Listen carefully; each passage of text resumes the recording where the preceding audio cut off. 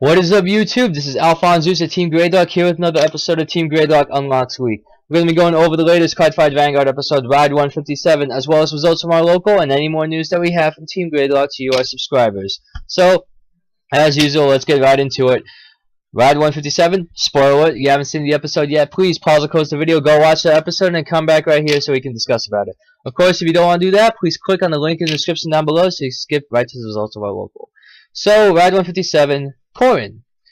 It's a very interesting episode. We see a lot of, a good number of flashbacks and a good number of revealing information that, we haven't really heard from before. So it was a very enlightening episode, although not as action-packed.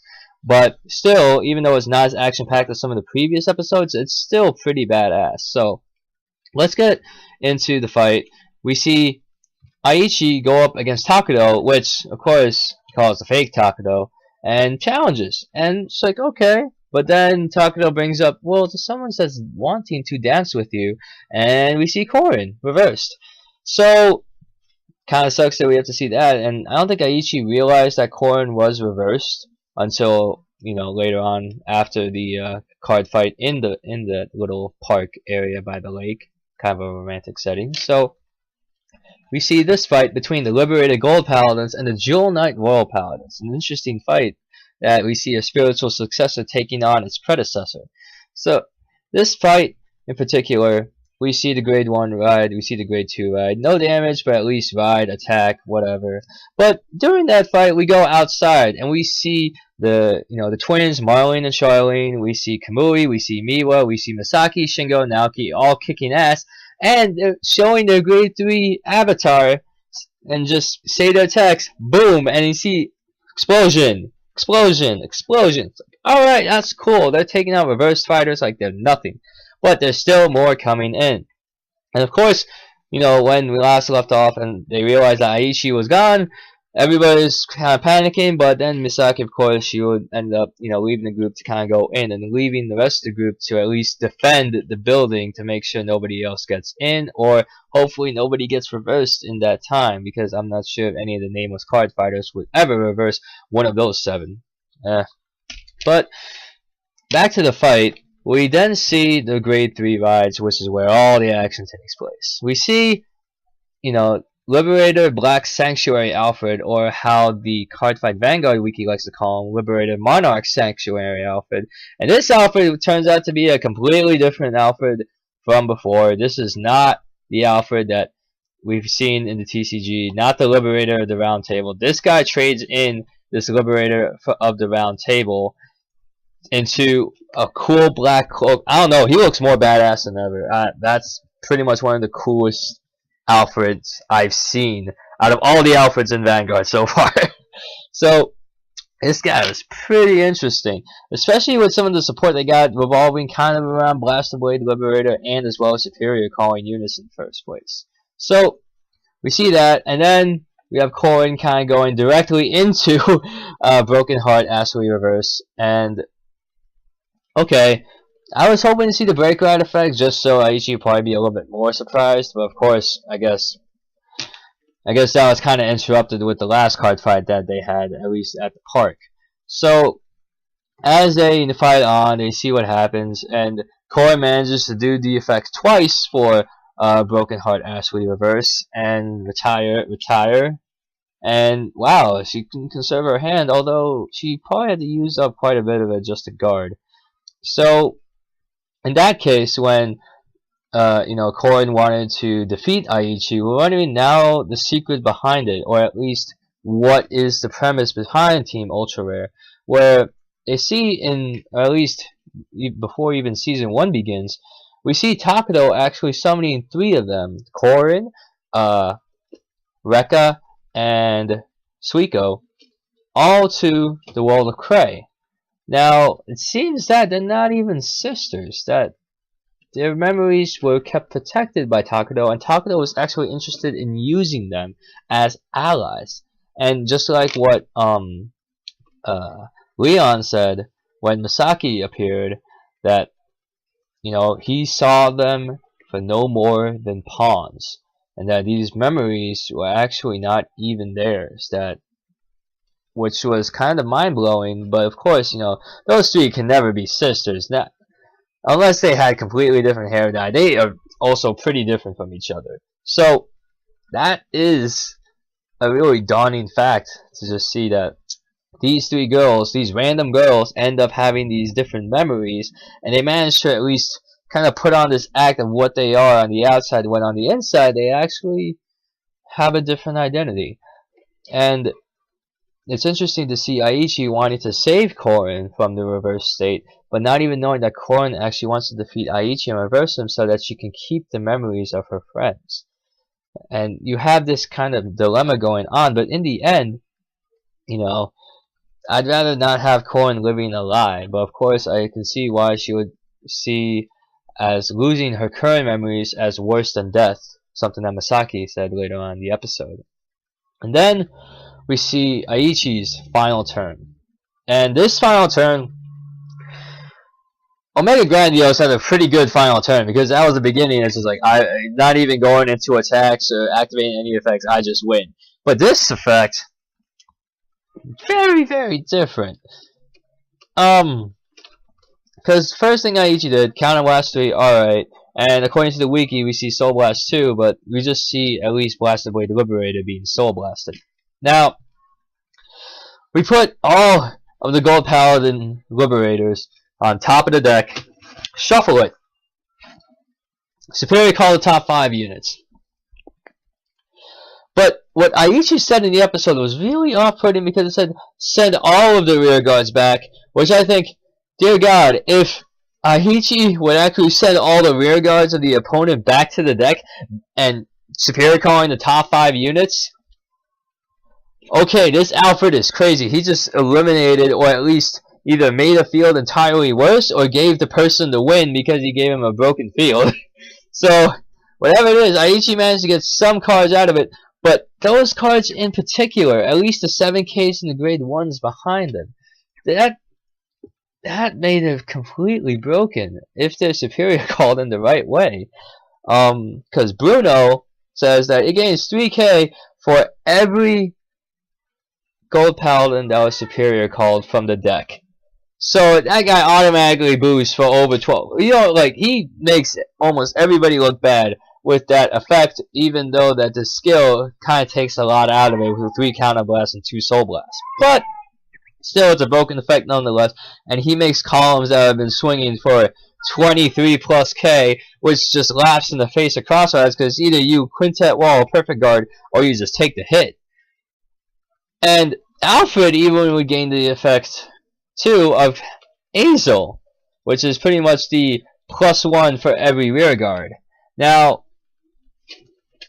that is just wow. And then Alfred even gains the pluses from the superior calls, so now everybody's swinging pretty broken. And of course, Aichi just to replace that trigger that was superior called with Gancelot.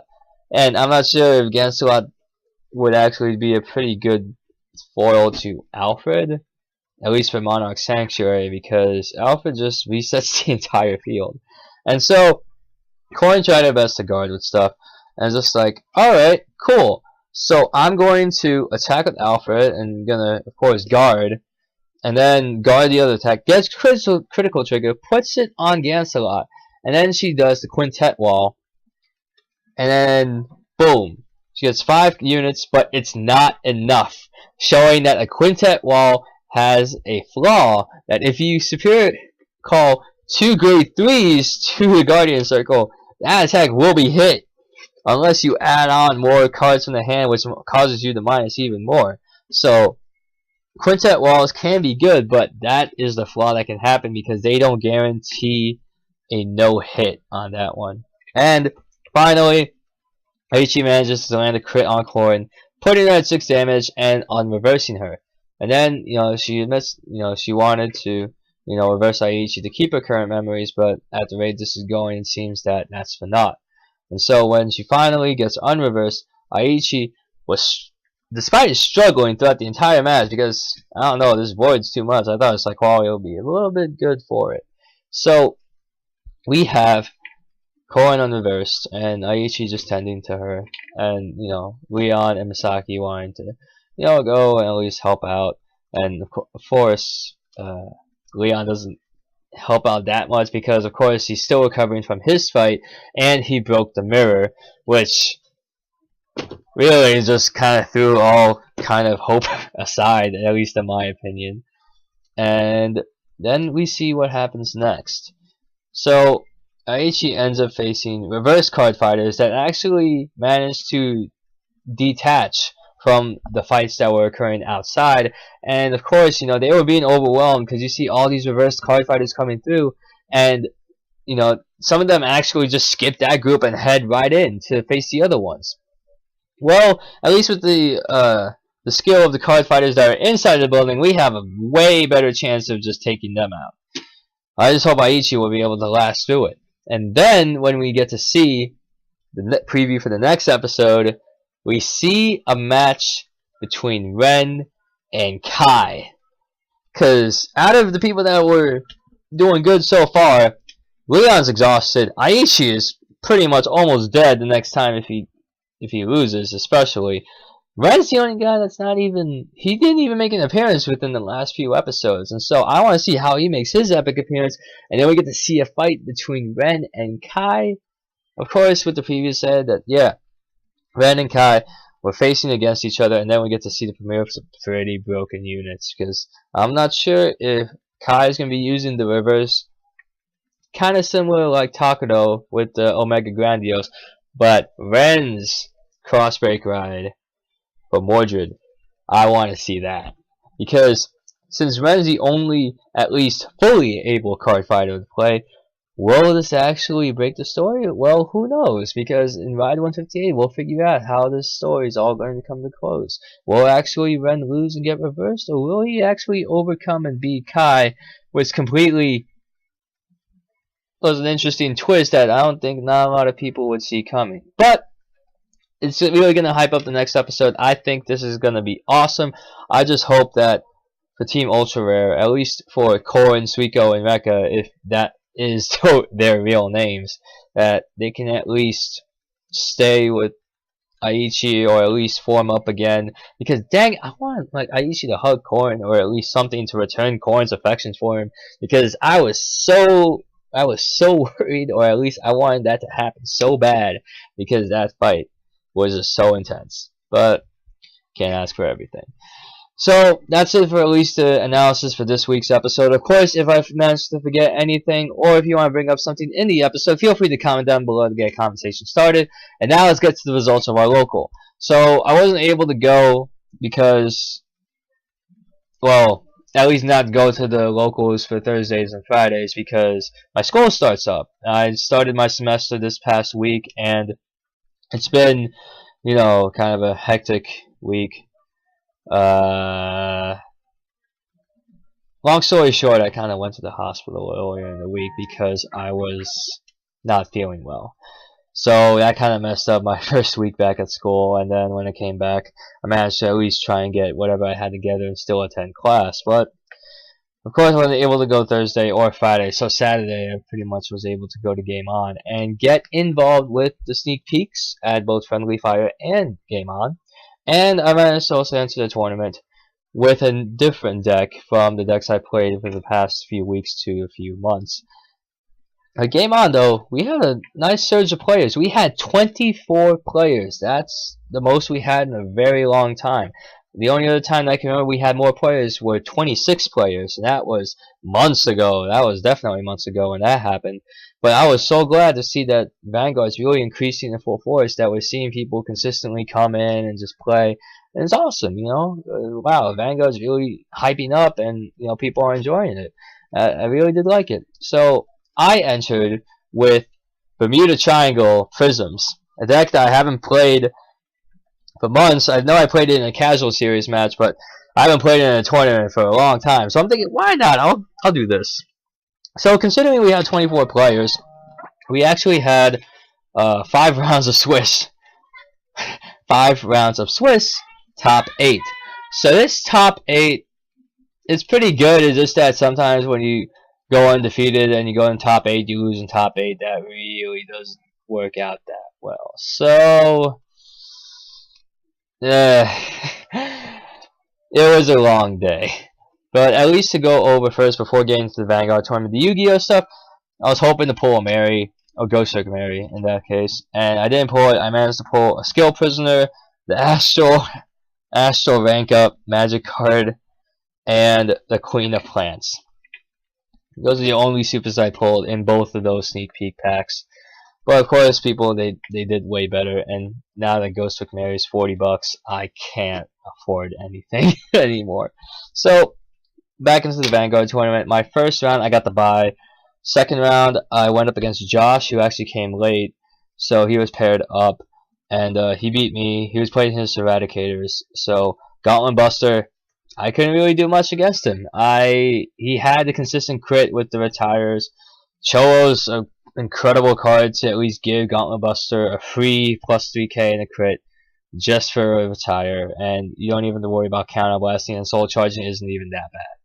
So that happened, and then round 3 I went up against Joe from Team Dark Matter. It's kind of weird. I've played him at least once for the past 3 weeks in a row, and he was running his Steel Dragons. So fortunately, since I wasn't running Tsukiyomi, my stack wasn't messed up, but he managed to get his triggers in time, and I didn't have a sufficient offense to really counteract in game 3, because in game 2 he was Gradelocked at 2, and then in game 3 he managed to get his his effects off. He retired my grade 2s in both games 1 and games 3, which he won, and that was the key because I didn't have enough cards to guard with in hand. I didn't have that much of a field to attack with for Labrador, even though I managed to get the break right off for Vert. So he managed to retire the field. I really didn't have enough cards to guard. He managed to win the fair square. Round 4, I went up against one of the persons. I think it was Christian. He was one of the friends that kind of came in that group with Vanguard with a couple of his friends. I remember that the group actually played a lot a couple months ago, but now they just started coming back, at least with set 10 with the hype that it brought. And I won that round because apparently he didn't want to play anymore, and he gave me the win. I have no idea. And then round 5, I went up against I think it was not Chris Lorelli, no. It was actually round 5 against Justin, and he was playing Dark Irregulars. Both games he managed to get the Amon retire power on me, but I just managed to at least get the triggers necessary to kind of offset that.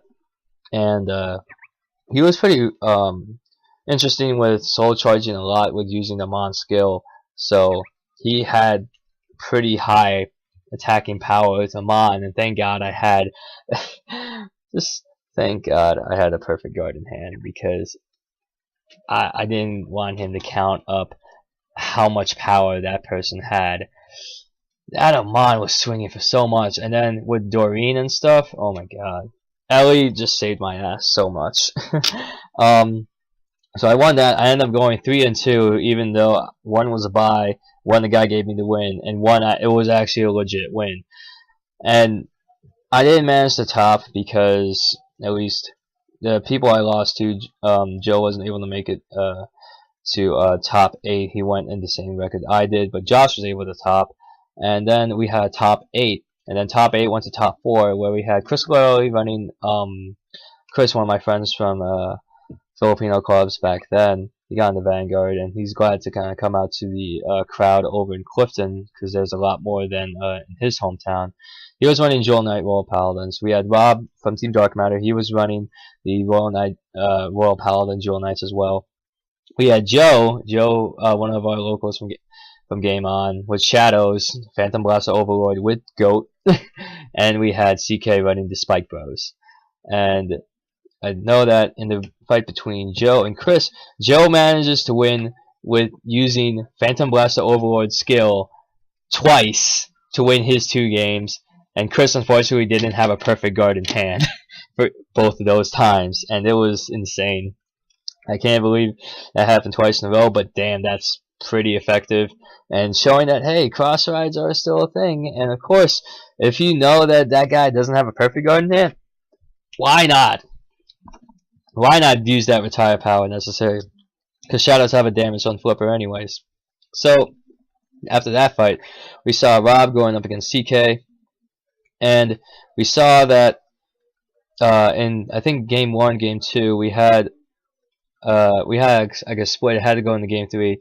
Game 1 because Rob manages to use Ashley, not Ashley, the starter actually for the Royal Paladins, to soul charge and give +3 to both of the rear guard front row units, which pretty much hit the magic number that would actually overcome the the Vanguard of CK, which I think was Dudley Emperor when he activated the skill.